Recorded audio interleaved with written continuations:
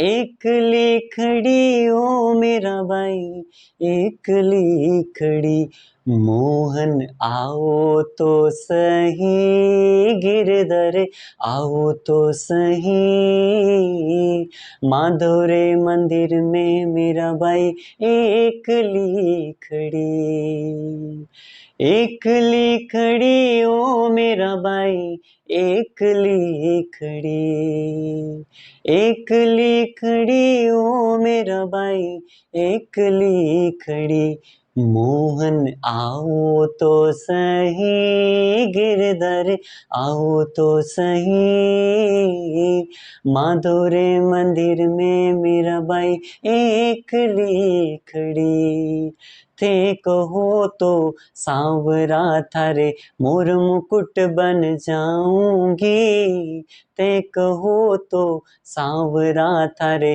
काजलियो बन जाऊंगी, नैनन लागे सांवरे थारे मस्तक पर रम जाऊंगी, थारे आँखा में बस जाऊं, मोहन आओ तो सही, गिरधर आओ तो सही, माधव रे मंदिर में मेरा भाई एकली खड़ी, एकली खड़ी ओ मेरा भाई, एकली खड़ी, मोहन आओ तो सही, गिरधर आओ तो सही, माधव रे मंदिर में मेरा भाई एकली खड़ी, माधव रे मंदिर में मेरा भाई एकली खड़ी। Hello aspirant, please welcome Vaishnava institute of wisdom. आपका स्वागत है हमारे इंस्टीट्यूट में। आज हम पढ़ेंगे मीराबाई के बारे में, जो 16वीं सदी की एक महान संत जो राजस्थान से बिलोंग करते थे और इन्हीं को राजस्थान की राधा के नाम से जाना जाता है। तो मीराबाई के बारे में आज हम पढ़ने जा रहे हैं, इसके बाद कंटिन्यू करेंगे। मीराबाई कौन थी? मीराबाई एक वो कृष्ण भक्त थी जो कवियत्री के साथ साथ गायिका भी थी, जो कृष्ण के भजन गाया करती थी। राजस्थान की इन्हें राधा कहा जाता है। इनका जन्म 1498 ईस्वी में हुआ था। कहाँ पे हुआ था? कुकड़ी मेड़ता पाली के अंदर। पाली में मेन पड़ता है मेड़ता, मेड़ता के अंदर मीराबाई का जन्म हुआ था। विवाह इनका भोजराज जी के साथ हुआ था। और भोजराज जी कौन थे? राणा सांगा के ज्येष्ठ पुत्र। ज्येष्ठ पुत्र यानी सबसे बड़े पुत्र, ठीक है। सबसे बड़े पुत्र के साथ, भोजराज जी के साथ मीराबाई का विवाह हुआ था। इनकी मृत्यु कब हुई? तो 1547 में इनकी मृत्यु हुई, ठीक है। अब जैसे मैंने बताया इनका जन्म कब हुआ? 1498 में, ठीक है। और इसके बाद इनकी मृत्यु कब हुई? 1547 के अंदर। अगर इनका डिफरेंस हम कैलकुलेट करें तो केवल और केवल ये कितने साल जिए? 49 ईयर्स, यानी 49 साल इनकी एज रही और 49 साल के बाद इनकी मृत्यु हो गई। इसके बाद इनके पिताजी का नाम था वो राव रतन सिंह था। माता का नाम वीर कुमारी था। दादाजी जिनको राव दूधाजी के नाम से जाना जाता था। और इन्हीं के पास मीराबाई का अधिकतर जीवन, बचपन का जो जीवन है वो इन्हीं के साथ गुजरा, क्योंकि लालन पालन या पालन पोषण वो दादा दादी के साथ ही मीराबाई का हुआ ज्यादातर, जिनमें से दादाजी का नाम राव दूधा इनका नाम था, ठीक है। इनके गुरु जो थे उनका नाम है संत रेदास जी, जो एक दलित परिवार से बिलोंग करते थे। दलित परिवार के होने की वजह से काफी जनों ने इनका विद्रोह किया कि आपने गुरु भी दलित जाति के एक व्यक्ति को बनाया, ठीक है। इसके बाद भोजराज जी की मृत्यु 1921 में हो जाती है। और इसके बाद मीराबाई विवाह के पश्चात कुछ ही वर्षों के पश्चात ये विधवा हो जाती है, ठीक है। तो 1516 में इनका विवाह हुआ भोजराज जी के साथ और 1521 में भोजराज जी इनको छोड़ के चले जाते और ये विधवा हो जाती।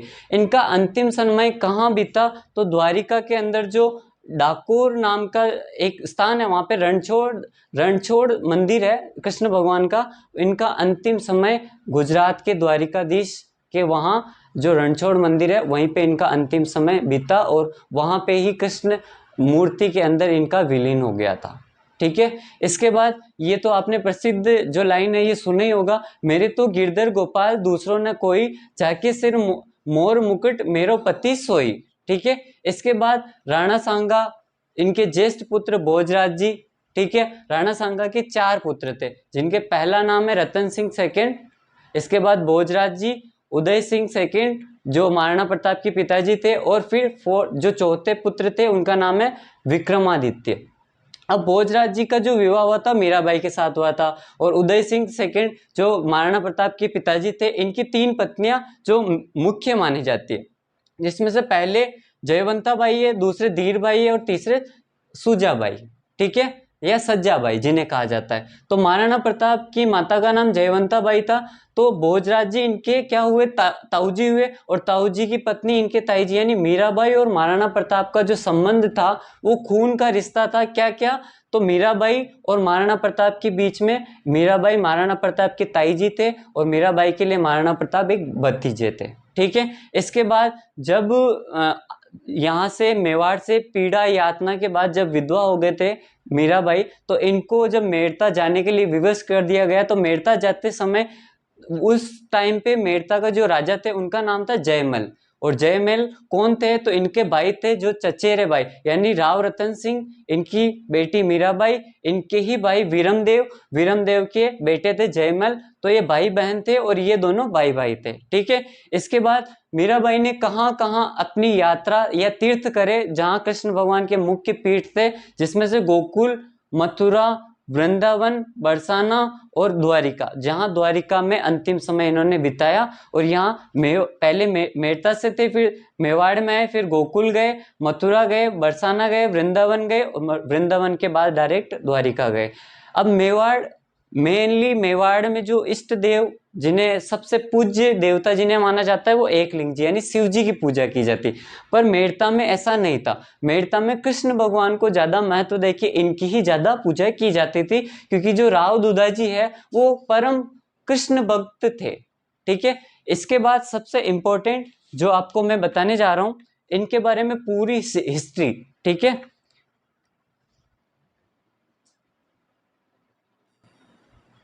अब मैं एक कहानी के माध्यम से आपको मीराबाई का एक जीवन परिचय बताता हूँ, जिसमें से जब मीराबाई छोटे थे बचपन में, तो उस टाइम पे जब बचपना उनका था, तब राव दुदाजी और इनकी दादा दादी के साथ ये कहीं जा रहे थे मेड़ता के अंदर। तो वहां उन्होंने एक बारात निकलते हुए देखा। तो मीराबाई के मन में आया कि ये बारात कैसे क्या निकलती है, विवाह कैसे होता है, और ये जो घोड़ी पे बैठा है ये कौन है। तो मीराबाई ने राव दुदाजी से ये पूछा कि दादाजी ये कौन है। तो उन्होंने बताया ये दुल्हा है, जो किसी के घर जाके तोरण मार के उसकी जो बेटी होगी उससे विवाह करके अपने घर ले जाएगा। तो ऐसा कहने पे जब मीराबाई ने उनसे पूछा कि दादाजी मेरा दुल्हा कहाँ है, ऐसा पूछा, तब मीराबाई को राव दुदाजी ने एक जवाब दिया कि आपके सामने जो कृष्ण भगवान की मूर्ति है, या कृष्ण भगवान आपके सामने जो विराजमान है, यही आपके दूल्हे हैं। तो इस टाइम पे जो उनके माइंड में जो आया कि यही मेरे दूल्हे हैं, यही मेरे पति है, तो उन्होंने उस बात को सीरियस लेके वो पूरे जीवन उसी को ही अपना मानते रहे। किनको, कृष्ण भगवान। यानी जो राव दुदाजी ने बचपन में उनको कह दिया था कि यही आपके पति, यही आपके दूल्हे, तो उसको पूरे जीवन उन्होंने निभाया। और जब वो शादी करके भी भोजराज जी के पास आए, तो भोजराज जी को वो एक शारीरिक रूप से या लोगों के सामने तो ये बताते थे कि भोजराज जी से मेरा विवाह हो गया, पर वो आंतरिक मन से कभी भी कृष्ण भगवान के अलावा अपना किसी को नहीं मानते थे। वो यही मानते थे कि भोजराज जी से भले ही मेरा विवाह हो चुका हो, पर मेरे जो पति है, मेरे परमेश्वर है, वो कौन है, मेरे कृष्णा है, ठीक है। तो फिर ऐसा एक कहा जाता है कि भोजराज जी के जब परम सखा, उन्होंने एक बार कुछ कथन कहा था भोजराज जी को कि आपकी जो मीराबाई है, आपकी जो पत्नी है, वो आपसे ज्यादा प्रेम तो कृष्ण भगवान को करती है, जबकि पति भी वो उनको ही मानती है। तो जो समझदार व्यक्ति थे भोजराज जी, तो उन्होंने सिंपल सा आंसर दिया कि प्रेम भी मेरा किससे है, मेरी टक्कर भी किससे है, यानी भगवान से डायरेक्ट, कृष्ण भगवान से मेरी टक्कर है। अगर भगवान से वो प्रेम करती है तो इससे बड़ा मेरे लिए क्या हो सकता है कि मेरी टक्कर भी भगवान से है, यानी अपना कंपैरिजन भी भगवान से होता है। तुम्हारे जैसे नहीं कि कोई व्यक्ति से प्रेम कर रही हो, भगवान से प्रेम कर रही, अगर वो पूजा पाठ और भजन गाती है तो इससे बड़ा मेरे लिए सौभाग्य की बात कोई नहीं होगी। ऐसा उन परम मित्रों को भोजराज जी ने जवाब दिया कि तो मेरी जो पत्नी है भले ही कृष्ण से ज्यादा प्रेम करती है, परंतु मैं इससे नाखुश नहीं हूं। और यही कहते हैं कि कृष्ण मेरा जो मतलब जो मेरी टक्कर भी है, मेरे टक्कर वाला भी है जिससे मेरी पत्नी प्रेम करती, वो भी एक कृष्ण भगवान है। मेरी टक्कर किससे है? भगवान से। जब राणा सांगा के बाद जब आपके भोजराज जी की मृत्यु हो जाती है 1521 में, और फिर राणा सांगा की भी जब मृत्यु हो जाती है, तब राजा या राणा जो बनते हैं मेवाड़ के, वो रतन सिंह थे।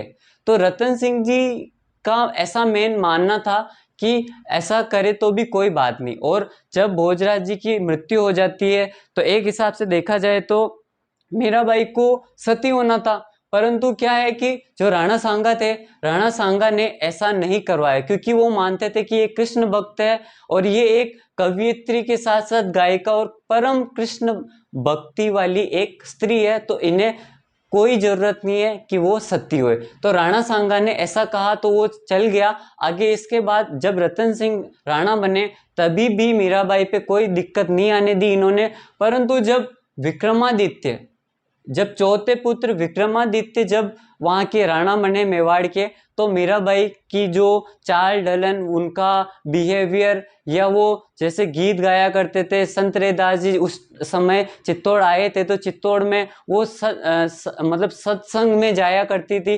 तो ऐसा विक्रमादित्य सोचता था कि एक राजपूतानी, यानी एक राजपूत जो स्त्री होती है वो घर से बाहर नहीं निकलती है। घर से बाहर इसलिए नहीं निकलती है क्योंकि वो एक परंपरा का दायरा रखती है। उसके बाद भी दूसरी तरीके से वो विधवा स्त्री भी है, तो अगर कोई विधवा स्त्री बाहर ऐसे घर से बाहर जाती है तो ये अशुभ माना जाता है। ऐसा कौन सोचता था? विक्रमादित्य।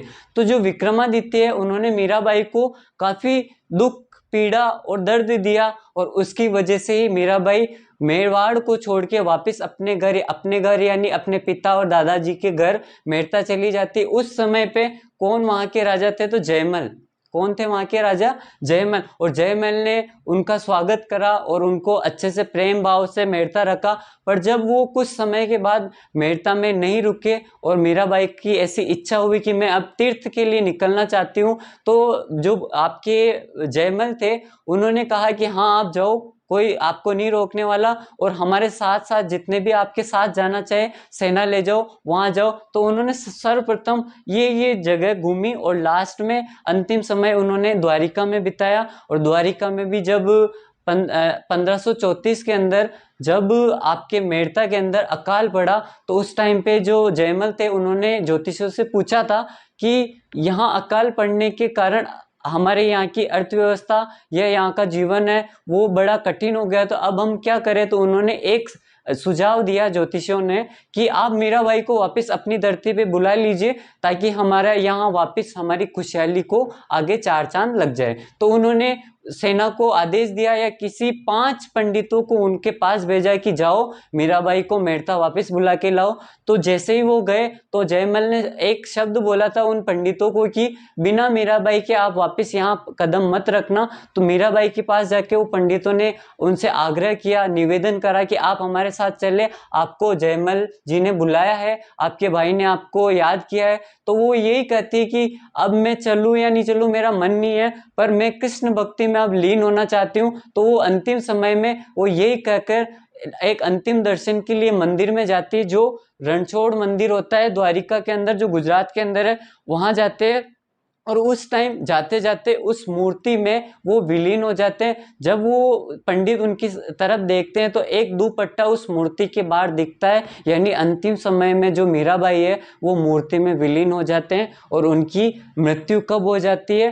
1547 में मीराबाई का जीवन समाप्त हो जाता है। और अंतिम समय उन्होंने रणछोड़ मंदिर जो द्वारिका के अंदर है, और द्वारिका गुजरात के अंदर है, यहाँ पे उनका पूरा जीवन समाप्त हो जाता है। तो वो इन स्टेज से निकल के एक महान कवियत्री और गायिका और राजस्थान की राधा के नाम से उन्हें जाना जाता था। वो महान थी, तभी उनका प्रेम एक व्यक्ति मात्र से ना होकर एक भगवान, जो कृष्ण भगवान, कृष्ण की भक्ति में इतना लीन थे कि उन्हें सांसारिक मोह माया से कोई मतलब ही नहीं था। वो चाहे कहीं की भी महारानी, रानी, राजकुमारी थी, उन्हें वो नहीं पता था। उन्हें बस ये पता था कि अब मेरा जो है, मेरा गिरधर गोपाल है और मैं उन्हीं की आराधना करूंगी, वही मेरे पति, वही मेरे परमेश्वर है, उसके अलावा मेरा संसार में कोई नहीं है।